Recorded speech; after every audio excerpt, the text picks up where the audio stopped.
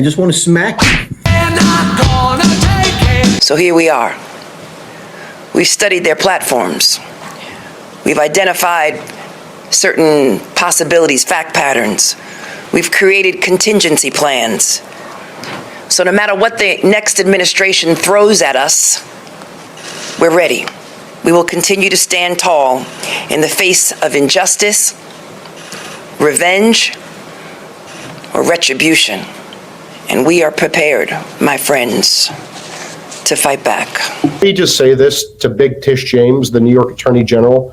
I dare you to try to continue your lawfare against President Trump in his second term, because listen here, sweetheart, we're not messing around this time, and we will put your fat ass in prison for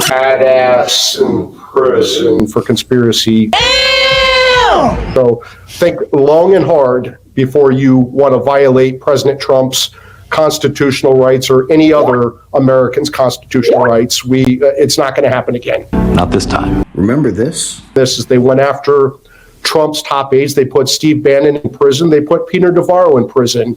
Even worse, they went after these January 6th defendants and they politically persecuted them. Yes, persecuted them, according to the Supreme Court's Fisher decision in June. They also went after parents outraged by gender chaos in schools and the resulting rapes in high school bathrooms. They went after Christians, pro-life Christians who were praying at abortion clinics. They put a 75-year-old Christian in prison for praying at an abortion clinic, while they gave amnesty to Joe Biden and Hunter Biden, every scumbag Biden who took over $20 million from our worst enemies.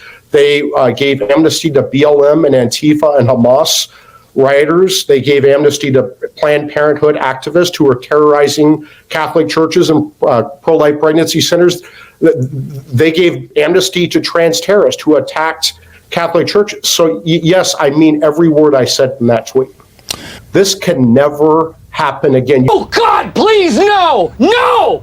I'm going to push very hard for severe legal, political, and financial consequences to these partisan assholes who did this. This isn't the same Trump administration. Stop messing around. Don't rig elections. Don't illegally vote. Don't try the funny business, because we know the team this time and they are not effing around. You know, there's a saying that says, if you don't remember your history, you are doomed to repeat it.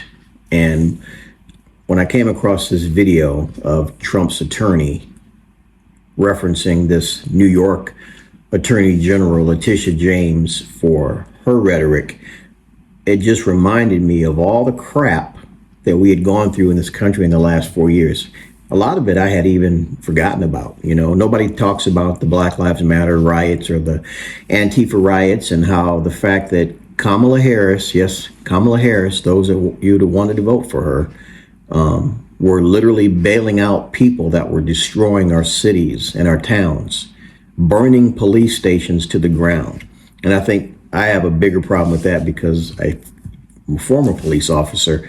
You know, it was just chaos and crazy, you know. But it's funny how none of these people were prosecuted.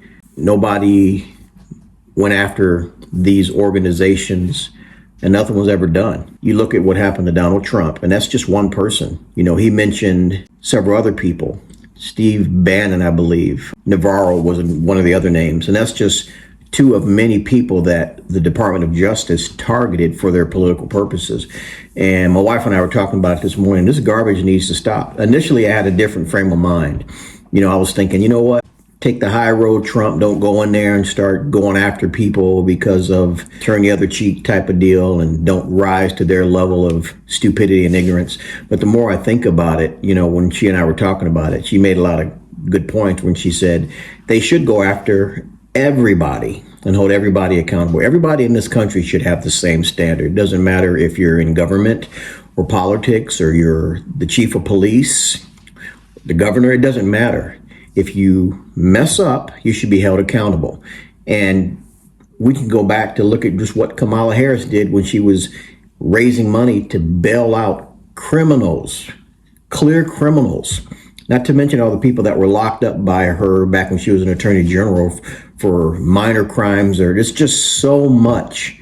And that's just one person, one example we could probably touch almost every person in our government. You know, back in 2016, when Donald Trump started talking about draining the swamp, everybody knows what a swamp is. Swamp is just muddy, murky, dirty, filthy water. So when you hear him talk about the deep state and the swamp, that's what he's referring to, you know. And when you really think about it, this stuff has been going on for the last 100 plus years in this country. It's just come more to light probably in the last 10, 20 years, even more so in the last 4 years.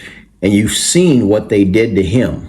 And I'm so thankful that God raised this man up to be strong and to endure through all the Russia collusion, all the other, where they tried to impeach him. You know, they make statements like, you know, oh, I'm not going to vote for a 34-time convicted felon. How many of those are actual legitimate convictions? You see what I'm saying? This is the crap that we have been watching for the last 4 years. Now, I'm all about us coming together as a country because division has never done anything for anybody. You know, think about it. What is the name of our country? The United States of America. So I'm for us all being united. The problem with that is we live in a society where everyone has the right to choose, the right to their own opinions. And that becomes a problem because your opinion may differ from mine. You know, I align my voting decision in voting for Donald Trump based on the policies and my belief system and what I believe. And then there are people that did the same when it came to Kamala Harris. Now, can I understand that? Not at all. I don't even understand how anybody that has a brain in their head could not see. You have no brain. We won't even talk about the last few months when they just basically took somebody, disregarded the entire democratic process and just placed her into this position, never got a vote. I mean, just think about that. It's funny how much stuff gets swept under the rug and nobody's talking about it.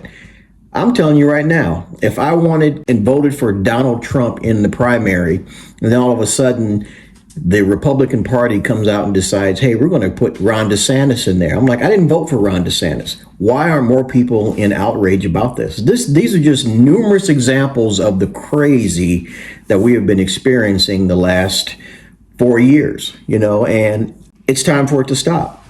You know, all of the child trafficking stuff, you know, recently you heard, I can't remember who it was. It was actually the guy that made that movie, A Cry for Freedom. And he was at a rally and he spoke to Kamala Harris and he said, on video, she wasn't there obviously, and he said to her, Kamala, where's all the children? From what I understand, there's like 300,000 something children that are missing. You know, whether it was the migrant issue, the children coming home. Most people have no idea the depth and the darkness of what's going on, not only in our country and in other countries, as far as what they do to little children. If you've never heard of the word adrenochrome, look it up. You may not find it on Google because Google has a tendency to want to scrub stuff to get it off the internet. But if you can find it, look it up. I'm not going to go into how deep and dark it is, but it all goes back to how they were sacrificing children on the god Moloch back in the early biblical days. That has not gone away just because we're in 2024. It's still happening, and it's happening at an even greater scale. But again, I digress, not to get off in a rabbit hole. I hope he does go after everybody that has done something illegal, whether it was the lawfare crap that they were pulling, if you were trying to fabricate stuff. I don't care who you are, you need to be held accountable, because somebody hurts one of your kids, you want justice. Somebody comes after one of your family members, you want justice. So yes, I am all for justice. If you do wrong, you should be held accountable. There shouldn't be one standard for this group or this person and a different standard for this group or this person. Lock the suspects up because they're committing a crime.